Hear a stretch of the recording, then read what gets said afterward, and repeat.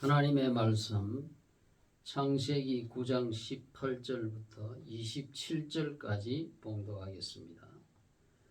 방주에서 나온 노아의 아들들은 셈과 함과 야벳이며 함은 가나안의 아비라. 노아의 세 아들로조차 백성이 온 땅에 퍼지니라. 노아가 농업을 시작하여 포도나무를 심었더니 포도주를 마시고 취하여 그 장막 안에서 벌거벗은지라. 가나안의 아비 함이 그 아비의 하체를 보고 밖으로 나가서 두 형제에게 구하매 셈과 야벳이 옷을 취하여 자기들의 어깨에 메고 뒷걸음쳐 들어가서 아비의 하체에 덮었으며 그들이 얼굴을 돌이키고 그 아비의 하체를 보지 아니하였더라. 노아가 술이 깨어 그 작은 아들이 자기에게 행한 일을 알고 이에 가로되 가나안은 저주를 받아 그 형제의 종들의 종이 되기를 원하노라. 또 가로되 셈의 하나님 여호와를 찬송하리로다. 가나안은 셈의 종이 되고 하나님이 야벳을 창대케 하사 셈의 장막에 거하게 하시고 가나안은 그의 종이 되게 하시기를 원하노라. 아멘.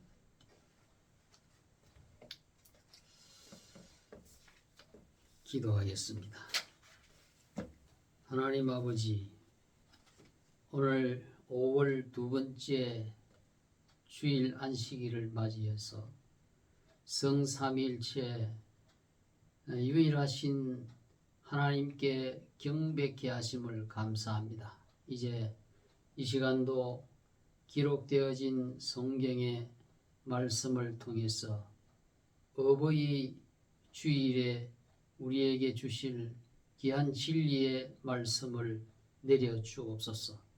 우리가 그 말씀을 들음으로 우리의 믿음이 더욱더 깊어지게 하시고 하나님께서 이 세상의 모든 자녀들에게 어버이를 어떻게 공경해야 하는지 깨닫게 하시고 어버이에게 순종하고 어버이를 존경하는 그러한 효자들에게 하나님께서 약속하신 축복이 무엇인지 깊이 깨닫게 하시고 그대로 실천하여서 이 땅에서도 복을 받는 그러한 백성들이 되게 하여 주옵소서.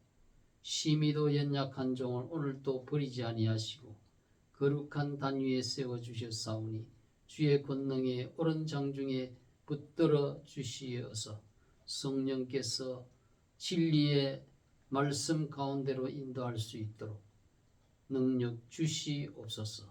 예수 그리스도의 이름으로 기도하옵나이다. 아멘. 여러분, 오늘 이제 5월 둘째 주일은 어버이 주일입니다.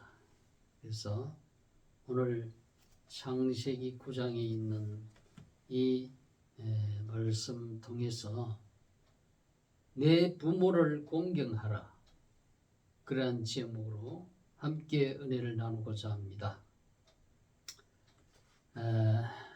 본문의 말씀에는 노아라는 사람이 하나님이 내린 홍수 심판 후에 이제 육지에 다시 내려가지고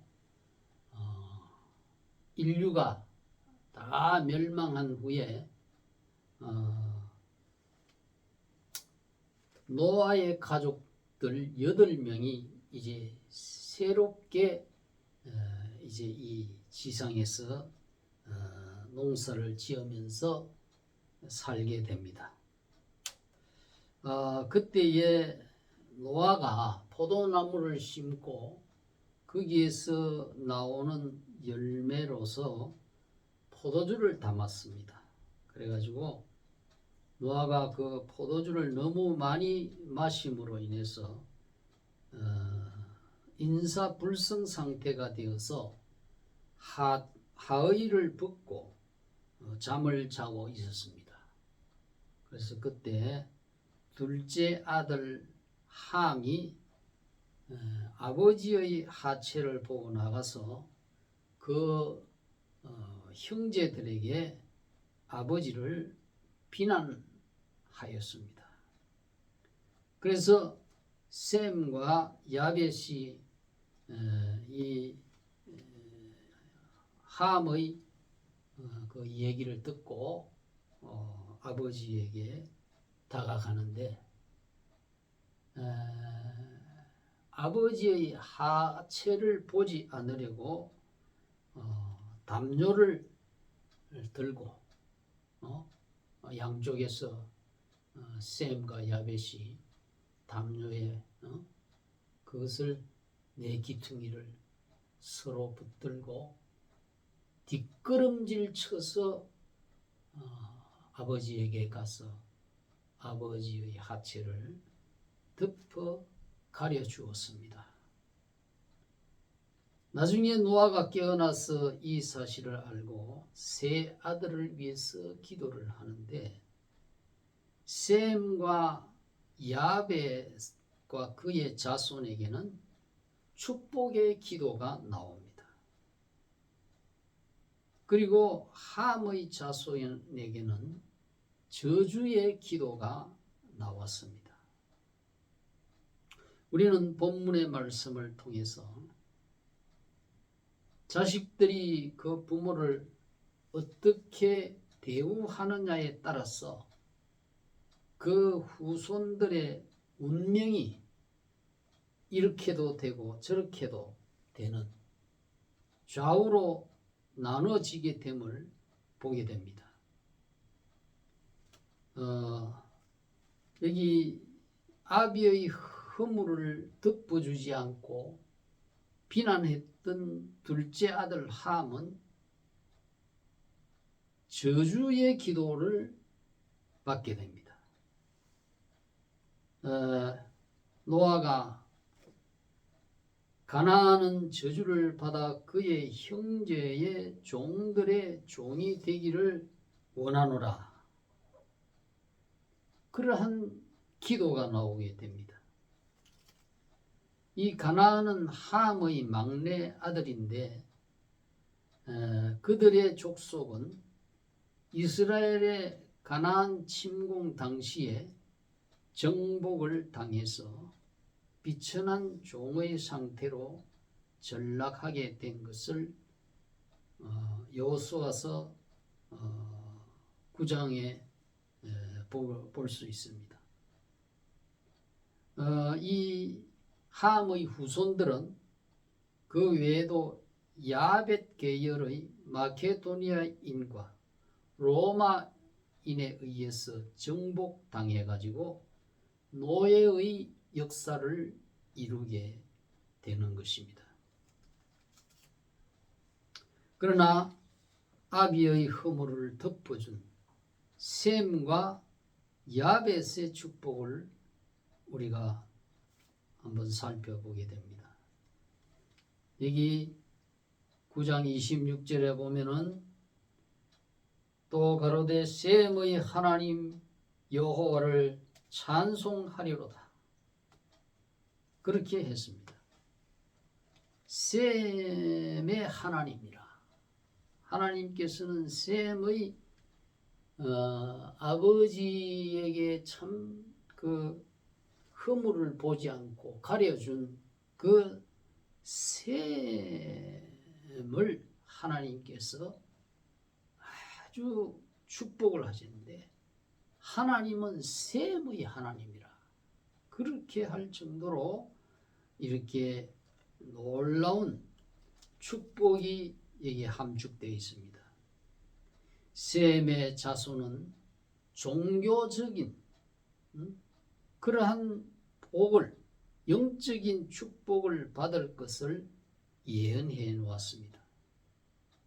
이스라엘 자손은 셈의 자손으로서 세계 유일의 참 종교를 전례하는 민족이 되었습니다.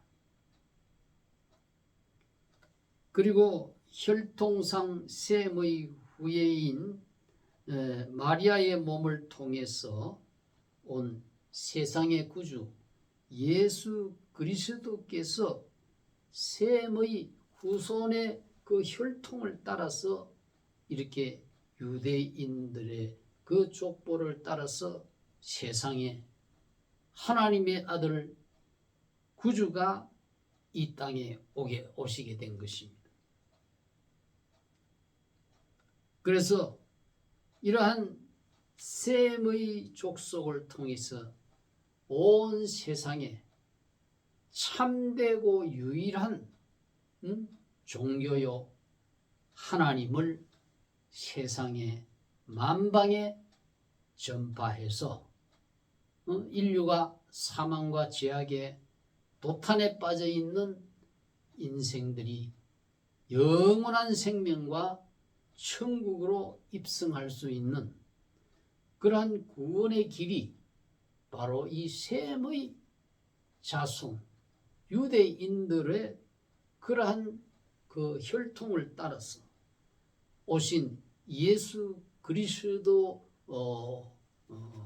그분을 통해서 이렇게 열려지게 됐다는 거예요. 그래서 이 세상에 많은 사람이 살고 있지만은 셈의 후손으로 오신 이 예수 그리스도를 믿음으로 말미암아 참으로 세상의 모든 족속이 영생을 얻고 천국에 들어가고 육신도 죽지만 예수님 재림하실 때 영원 불멸의 몸으로 부활하는 이와 같은 인생의 근본적인 문제가 해결될 수 있게 됐다는 거예요. 그것이 바로 하나님의 그 기뻐하시는 효자 아버지의 허물을 덮어주는 효자 셈의 자손을 통해서 이와 같은 놀라운 구원의 길이 열린 것이에요. 그러니까 이것은 셈의 하나님 여호와, 셈의 하나님 여호와, 셈의 하나님 예수라 그 말이에요. 예수님은 성자 하나님의 삼위일체의 성부성자 성령 삼위 하나님 가운데 성자 하나님이에요.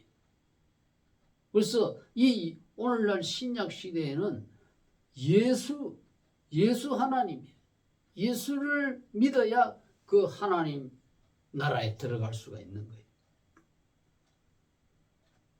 이렇게 사람들은 먼저 아무리 세상에서 몸이 건강하고 물질이 풍성하고 뭐 권력을 가지고 명예가 높고 하더라도 이 종교적인 복을 받지 못하면 그 모든 것이 다 한낱 바람에 그칠 뿐이요. 잠시 있다가 없어지는 안개와 같은 것이요. 열을 피웠다가 붉게 화려하게 보이는 그 꽃과 같이 잠시 잠깐뿐이요. 헛되고 헛된 것일 수밖에 없는 거예요. 종교적인 축복을 받아야 돼요.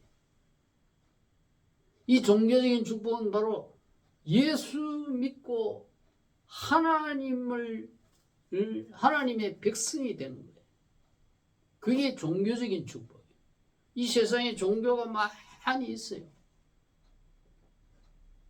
예수를 믿지 않고 엉뚱한 우상을 숭배하고 귀신을 숭배하고 뭐 이단에 빠져들고 하는 그러한 종교들이 부지기수로 많이 있지만은 그러나 진정한 축복은 셈의 하나님 으로 오신 예수 그리스도를 믿는 그 종교가 참된 종교, 참된 영적인 축복입니다.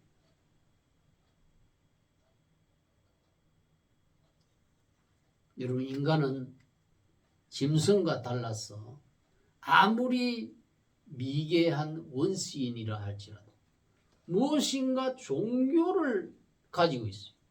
종교를. 아무리 미개한 그런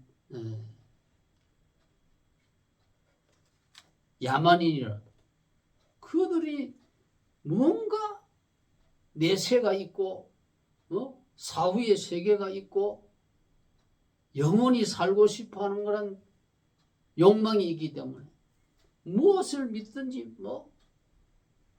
이렇게 우상을 믿든지 귀신을 숭배하든지 종교를 가지고, 근데 그 아무거나 믿는다고 되는 게 아니에요.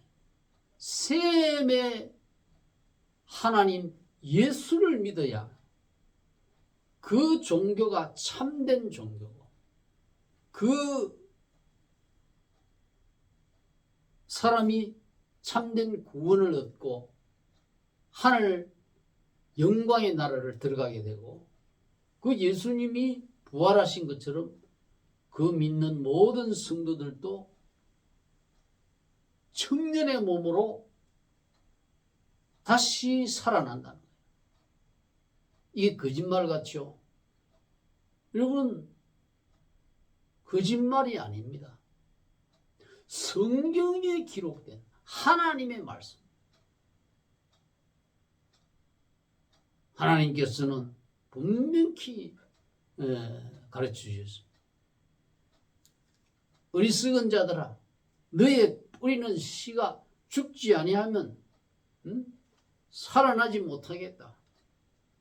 우리가 밭에 뿌리는 씨가 조그마한 좁쌀만한 그런 걸 심지만은 밑에서 그것이 다시 새로운 모습으로 올라오잖아요. 상추 씨도 보면 좁쌀만하게 이렇게 작은 거죠. 살아나잖아요. 살아나. 전혀 다른 모습으로 살아나는 거예요. 이것을 통해서 부활의 진리를 가르치는 거예요. 우리 하나님께서. 이것은 우리 인생이 반드시 부활의 때가 오는데, 그 부활은 생명의 부활이 있고 심판의 부활이 있어요.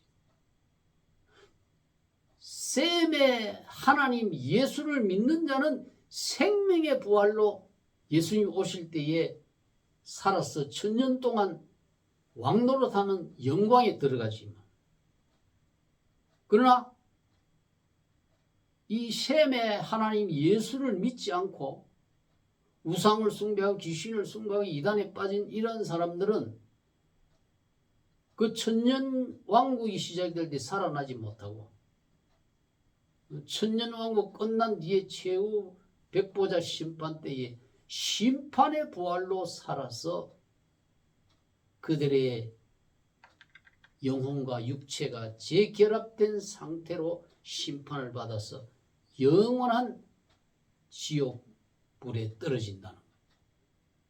이것이 바로 셈의 하나님을 믿는 자들의 축복인 거예요.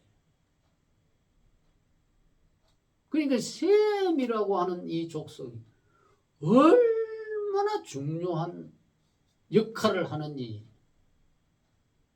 이루다 말할 수 없죠. 셈의 하나님이 여호와를 찬송하리로다. 여러분, 셈의 하나님 예수를 찬송했습니까?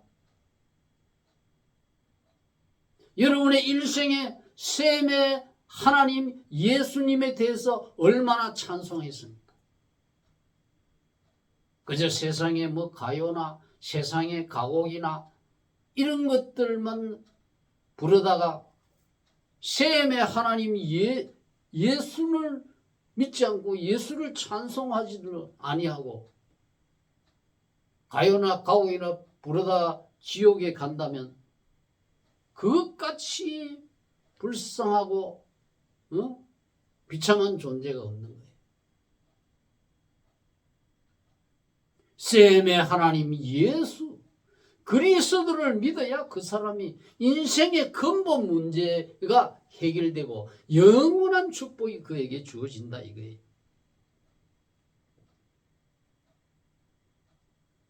이 셈의 하나님 예수 그리스도가 바로 이 셈의 족속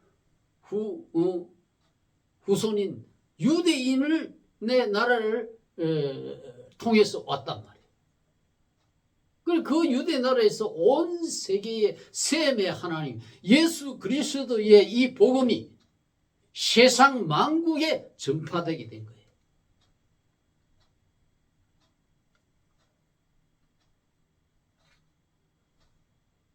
이렇게 구원의 이 복음이 아버지를 공경하는 그러한 효자의 후손을 통해서 온 거예요.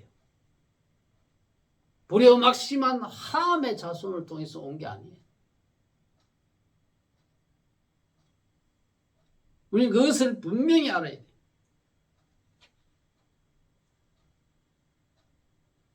효자를 통해서 복음은 전파되어지는 것이고 불효막심한 자를 통해서 복음이 전파되어지지는 않는 거예요. 어디까지나 하나님께서는 이 복음의 영광 이것이 얼마나 영광스럽고 얼마나 참된 복이고 얼마나 영원한 복인가 하는 그것을 하나님께서는 가르쳐 주시기 위해서 효자의 자손을 통해서 복음이 왔다는 거예요. 그 점을 우리가 기억해요. 그 다음에 이 효자 두 번째 효자 야벳 셈의 이제 동생이죠. 이 야벳도 복을 받았어요. 여기 9장 27절에 보면 하나님이 야벳을 창대케 하사 셈의 장막에 거하게 하시고 그랬어요. 야벳도 셈의 장막에 거한다는 거예요. 이 야벳의 후손은 유럽에 거하면서 백인족을 이루었습니다. 그래서 이 야벳 유럽 나라의 복음이 셈의 자손을 통해서 온 유대 나라에서 사도 바울이 복음을 가지고 이렇게 유럽에 빌립보 그 첫 성을 빌립보 성은 바로 사도행전 16장에 나오는 빌립보 성은 바로 유럽의 첫 번째 성이에요. 아시아에서 복음이 그때 유럽으로 갔다. 그리고 그 유럽으로 가가지고 이 유럽이 예수의 복음을 받아들여가지고 그들은 영혼도 그게 막 교회가 세워지고 영혼도 구원받고 또 물질이나 문명이나 과학이나 이런 것이 찬란하게 발전돼. 그래서 거기 보면은 야벳 족속은 헬라의 찬란한 철학을 꽃피우고 로마의 법률과 군사력과 유럽의 근대 과학과 문화 등의 눈부신 그러한 부흥을 이루어 대부분의 참 국민소득 7, 8만 불 이렇게 되는 그러한 선진국가가 대부분 유럽 국가예요.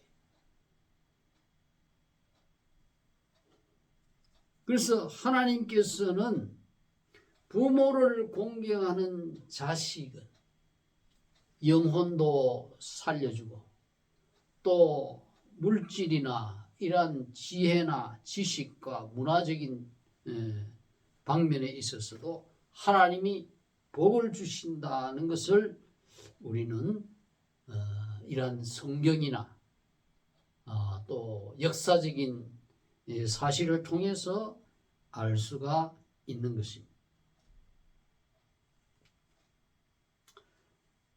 그러므로 우리 성도들은 부모님을 항상 이렇게 기뻐하고 영광스럽게 생각해야 됩니다.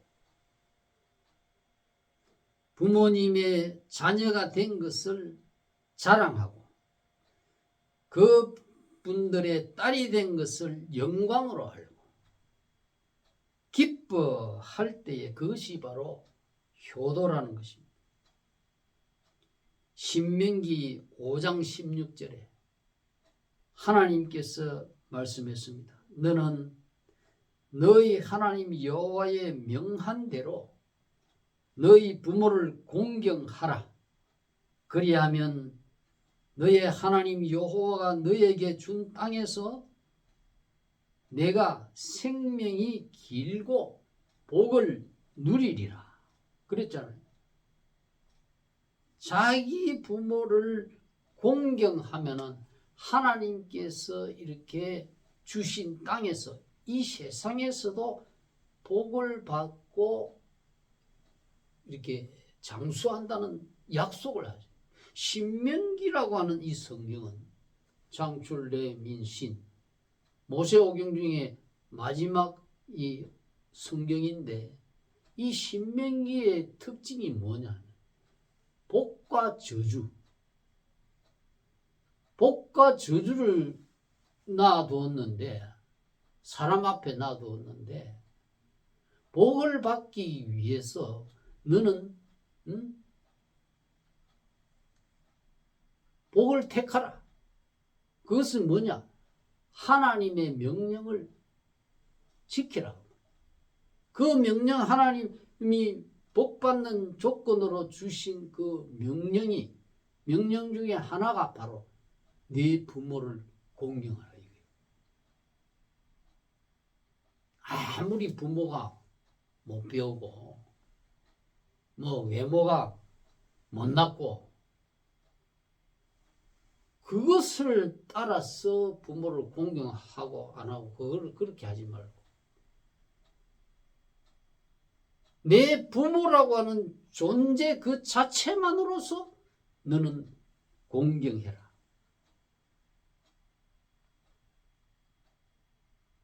이 공경하라고 하는 이 히브리어는요,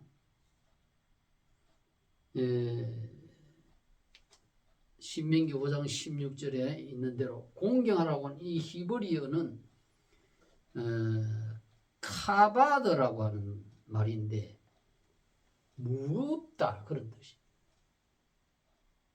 무겁다. 여러분 아주 여러분 금덩이를 한번 생각해 보세요. 금덩이는 굉장히 무겁습니다. 금덩이만 소중히 생각할 게 아니라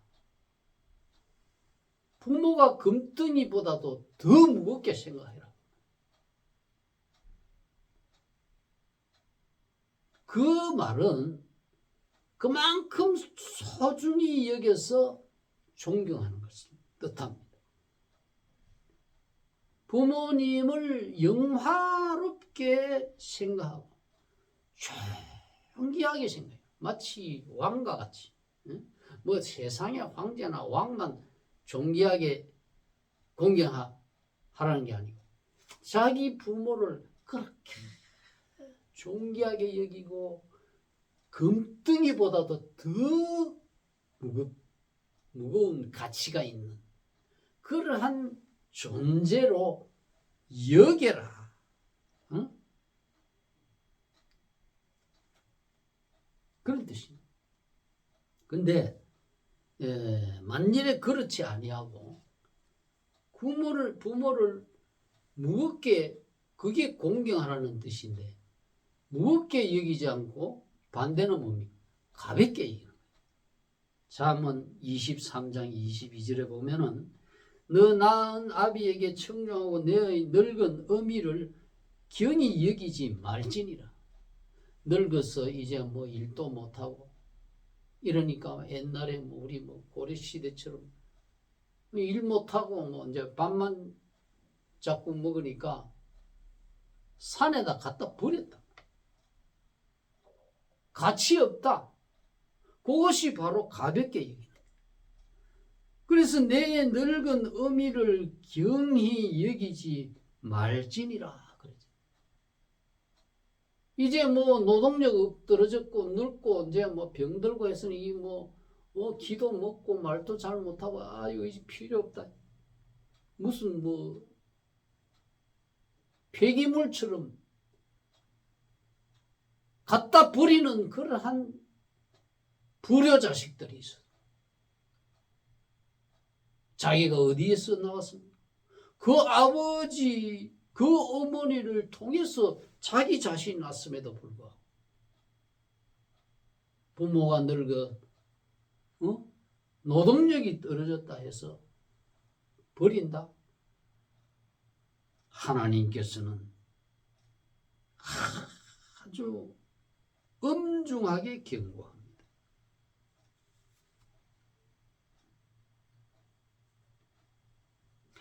이 경히 여기다는 것은 업신여기다는 뜻입니다. 히브리어 부저라고 해서 모욕하고 멸시하고. 부모를 왜 멸시합니까? 부모에게 왜 모욕감을 줍니까? 부모를 왜 깔봅니까? 부모를 왜 하찮게 여깁니까? 부모를 왜 얕잡아 봅니까?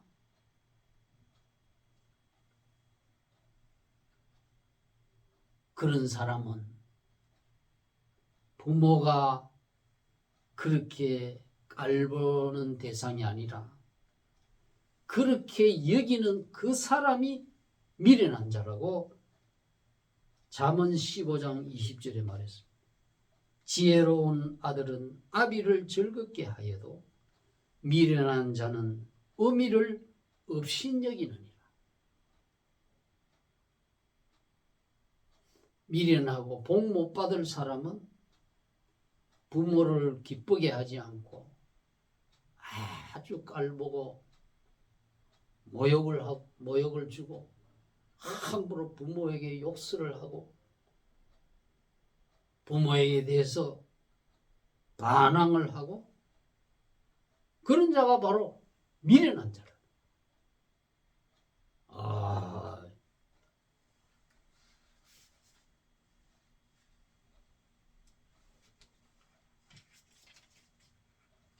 신명기에 보면은 5장에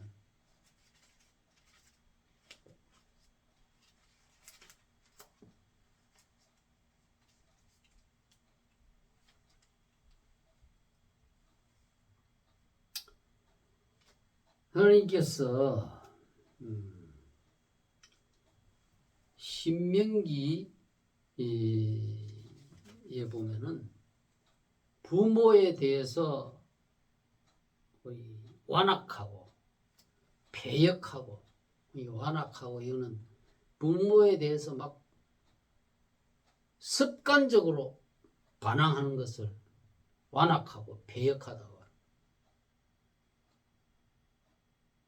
왜 부모가 자식이 술 먹고 막 일도 안 하고 노름판에 빠져가지고 크기에 도박판에 빠져가지고 일도 안 하고 그럼 부모가 뭐라고 하겠습니까?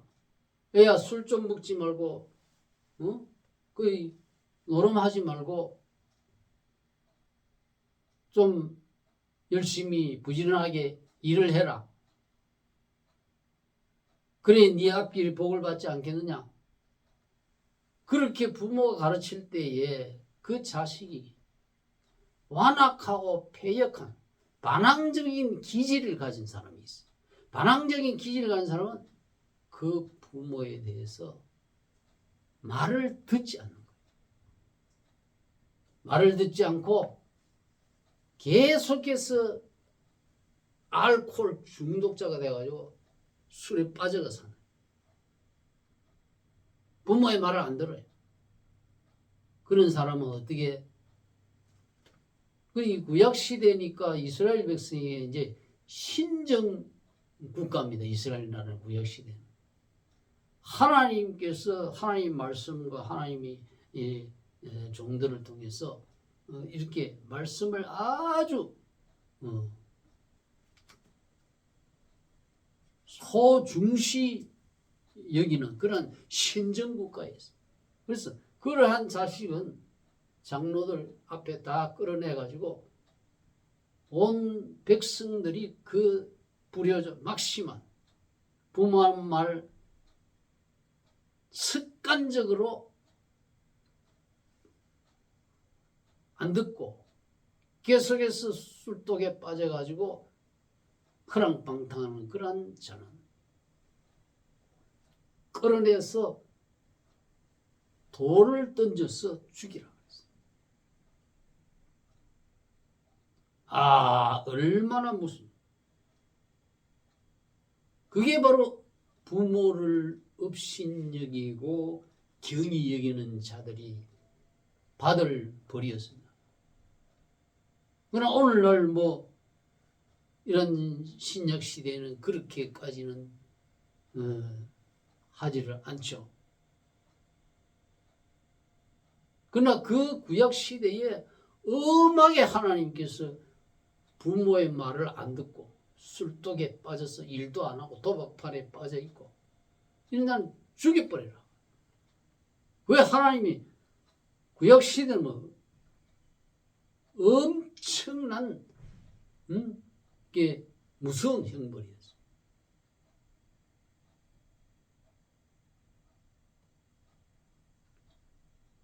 그러나 그 구약 시대처럼 그러한 자를 당장에 가서 사형시키지는 않지만 오늘날 신약 시대 그때에 거기에 그 신명기에 있는 그 말씀의 그 정신은 그대로 받아요. 그대로 사형시키지는 않지만 그 정신은 그대로 받아야 될 거 아니에요. 그러면 부모님의 말을 듣고 도박 안 하고 술 끊고 열심히 일을 하고 직장에 성실히 나가고 그러면 자기가 복을 받지 누가 복을 받아요? 자기 처자가 복을 받고 자기가 복을 받고 하나님께도 영광이 돼. 이 세계도 이 세상도 사회도 밝아져.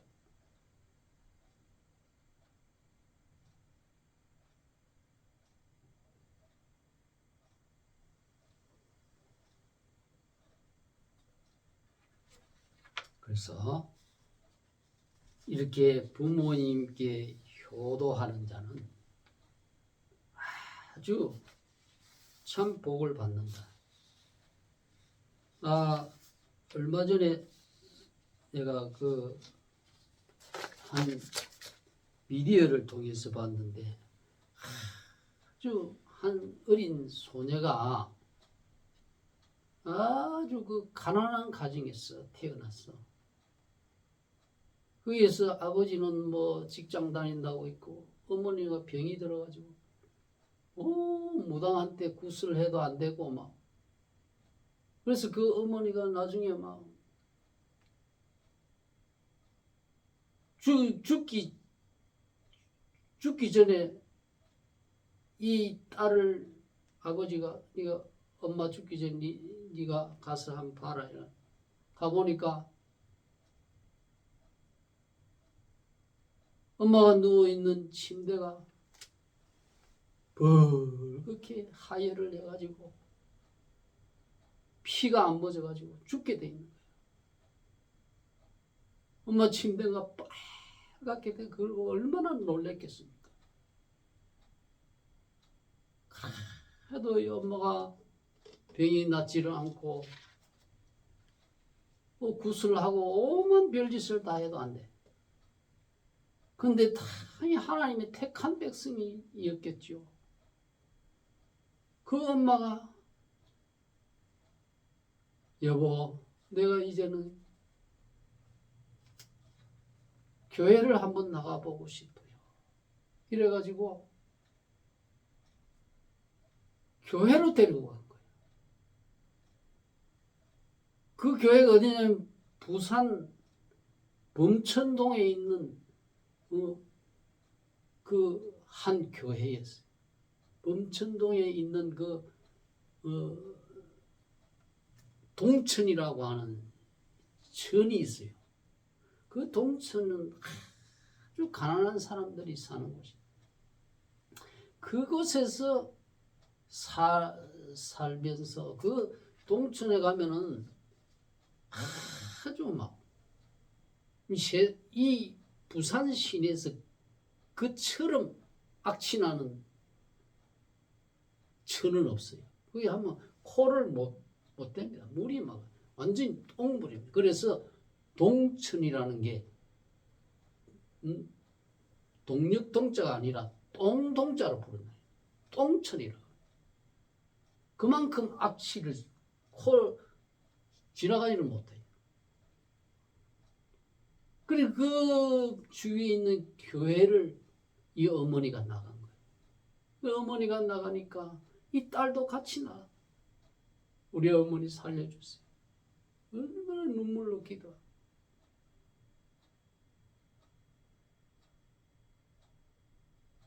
이 딸이 조그만 초등학생, 그러니까 어머니가 늘 아빠가 있으니까 이 딸이 그냥 아버지는 직장 다닌다고 있고, 응?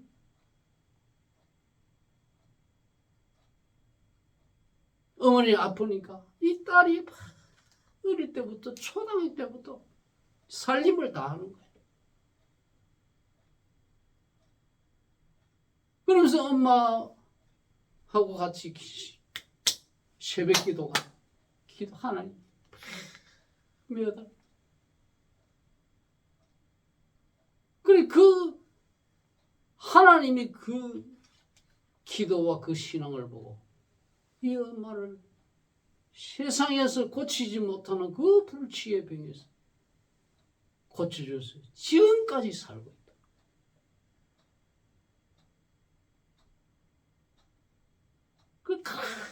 그렇게 가난한 환경에서 자란 이 소녀가 하나님이 나중에 복을 주어가지고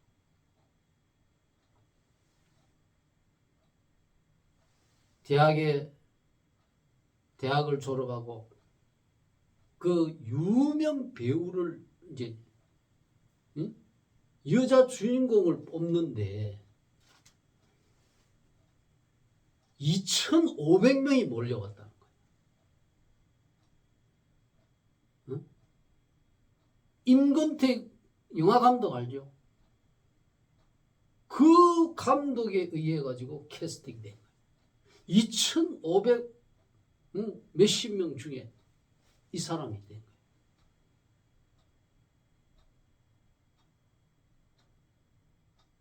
하나님께서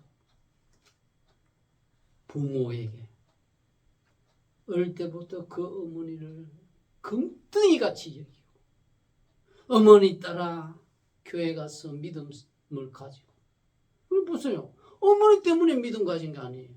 어머니가 그 병자가 돼가지고 아이고 밥도 못하고 병이 되고 집안에 막 엉망이 되니까 어서 죽었으면 좋겠다. 그렇게 생각할 수도 있는 상황임에도 불구하고 이 딸은 어머니라 보배처럼 얘기해요. 같이 어머니 따라가서 기도하고 믿음을 가지고 하나님이 그 똥천에서 살던 이 딸을 통해서 그 집안을 일으키셔요. 효를 냉장고 4대를 놓고 사는 그 정도로 하나님이 복을 엄청나게 주시고. 내가 그 미디어를 보는데 내가 본 사람이거든. 그 아주 예쁜 얼굴도 얼마나 이쁜지. 내가 그 수십 년 전에 본 그 사람인데 아직까지 그 모습이 그대로 있어요. 내가 얼마나 은혜 받은지. 하나님은 과연 하나님 말씀대로 그렇게 부모에게 정성으로 하니까 엄청난 그 효녀를 통해서 그 집안을 일으키시. 하나님의 이 약속은 땅에 떨어지는 법이 없다. 반드시 그대로 이루신다. 성경 말씀은 오늘날도 그대로 우리 사회에서 역사하고 있다는 것을 입증해 주는 것입니다. 오늘 이 말씀이 저와 여러분에게 샘과 야벳처럼 영적인 종교적인 복도 받고 또 경제적으로도 큰 복을 받고 건강 면에서도 장수하잖아요. 그 하나님 안 나아갔으면, 예수 앞에 안 나갔으면 벌써 죽었을 사람. 하나님이 이와 같은 축복과 저주를 너 앞에 두었으니 네가 살기 위해서 복을 택하고 네가 생명을 택해라. 그게 바로 효자의 길이야. 오늘 이 말씀이 저와 여러분에게 큰 축복의 말씀이 되기를 주님의 이름으로 축원합니다.